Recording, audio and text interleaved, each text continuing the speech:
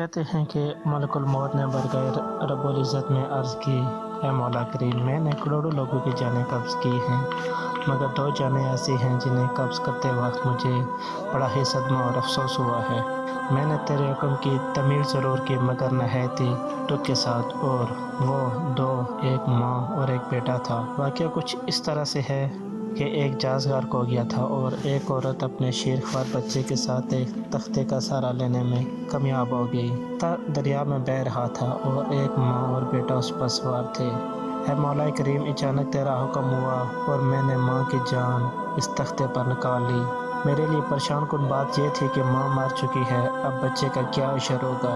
بچہ ایک ٹوٹے ہوئے تختے پر سوار ہے اور تختہ ہر آنے والی لہروں سے ٹکرا رہا ہے جو کسی وقت بھی کسی تیز لہر کی زد میں آ کر الٹ سکتا ہے۔ بچے کے لیے نہ خوراک کا انتظام ہے، نہ کسی نوکراں کا بندوبست ہے۔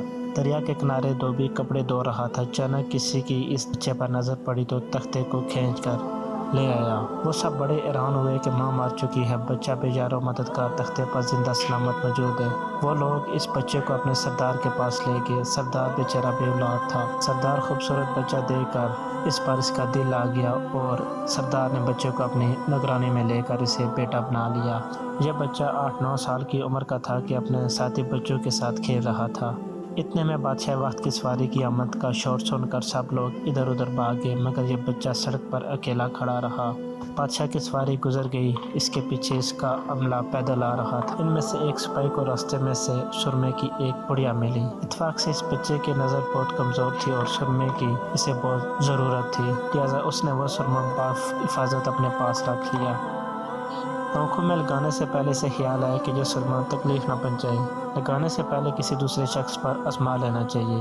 قریب ہی ایک بچہ کھڑا تھا، اس نے اس بچے پر آزمانا چاہا۔ بچے نے سرمہ اپنی آنکھوں میں لگا لیا، مگر جو ہی سرمہ اس نے لگایا، اسے زمین کی تہہ میں موجود چیزیں بھی نظر آنے لگی۔ اس نے دیکھا کہ زمین کے اندر بہت سے خزانے پوشیدہ ہیں۔ بچہ ہوشیار تھا، اس نے چیخنا چلانا شروع کر دیا کہ سرمہ لگانے کی وجہ سے میری آنکھوں میں سخت تکلیف ہو گئی ہے۔ وہ لوگ سرمے کی پڑیا گرا کر چلے گئے۔ بچہ سرمے کی پڑیا اٹھا کر گھر پہنچا اور خوشی خوشی باپ کو سارا واقعہ سنایا۔ سردار بڑا ہی خوش ہوا۔ باپ نے کہا، ہمارے پاس آدمی بھی ہیں اور گدھے بھی ہیں، تم سرمہ لاؤ، ہم تمہارے ساتھ چلتے ہیں، جہاں کہیں خزانہ پاؤ ہمیں بتاؤ، ہم نکال لیں گے۔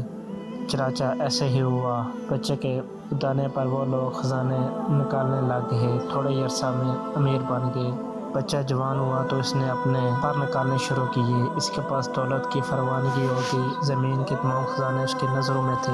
اس نے آہستہ آہستہ بہت سے آدمی اپنے ساتھ ملا لیے۔ اس کے بعد تمام سرداروں کو ادھر ادھر کر دیا اور خود سردار بن گیا۔ آخر نوبت یہاں تک آ پہنچی کہ اس نے بادشاہ کے ساتھ بھی ٹکر لے لی اور اسے مغلوب کر کے خود بادشاہ بن گیا۔ اس بچے کا نام شداد تھا اور یہ وہی بچہ تھا جس کی ماں تختے پر ہی مر گئی تھی اور یہ اکیلا دریا کی لہروں کے ساتھ بہہ رہا تھا۔ کہتے ہیں کہ جب یہ بصرہ اقتدار آیا تو اس نے حکم دیا کہ ایک ایسا کمال درجے کا شہر آباد کیا جائے جس کی ایک اینٹ سونے کی اور دوسری چاندی کی ہو۔ اس میں ایک عالیشان باغ ہو جس میں دنیا کی ہر چیز میسر ہو۔ جب وہ شہر ہر لحاظ سے مکمل ہو گیا تو شداد نے ارادہ کیا کہ جا کر اس شہر کا نظارہ کیا جائے۔ چنانچہ وہ شہر کو دیکھنے نکلا۔ ابھی وہ دروازے پر پہنچا ہی تھا کہ ملک الموت کو حکم ہوا اور اس نے وہیں اس کی روح قبض کر لی۔ اسے اتنا موقع بھی نہ دیا کہ اپنے بے مثال باغ کو ایک نظر دیکھ سکتا۔ ملک الموت نے کہا، اے مولا کریم، اس شخص کی روح قبض کرتے وقت بھی مجھے نہایت ہی صدمہ پہنچا کہ وہ شخص ہر چیز کر کے اسے دیکھ بھی نہ سکا۔ اللہ نے فرمایا، یہ وہی بچہ تھا جس کی ماں تختے پر مر گئی تھی اور اس پر تجھے ترس آیا تھا۔ اس بچے نے بڑے ہو کر نافرمانی کی، خدا کے حکم سے بغاوت کی اور سرکشی اختیار کی، مگر ہم نے خود ساختہ جنت میں قدم رکھنے کی مہلت بھی نہ دی اور اسے باہر ہی ہلاک کر دیا۔ اسی جنت کے بارے میں مشہور ہے کہ وہ دنیا میں موجود ہے مگر سب کی نظروں سے اوجھل ہے۔ امیر معاویہ رضی اللہ عنہ کے زمانہ میں ایک صحابی رضی اللہ عنہ کا اونٹ گم ہو گیا تو وہ اونٹ کی تلاش میں کہیں اس علاقے میں جا پہنچے تو اللہ تعالیٰ نے انہیں وہ سب کچھ دکھا دیا۔ وہ صحابی وہاں کی کوئی نشانی بھی ساتھ لائے تھے۔ ان صحابی نے یہ واقعہ حضرت امیر معاویہ رضی اللہ عنہ کے پاس بیان کیا۔ انہوں نے اس جگہ کو کافی تلاش کیا مگر کسی کو بھی وہ جنت نہ ملی اور اسے اللہ تعالیٰ نے ہمیشہ ہمیشہ کے لیے پوشیدہ کر دیا۔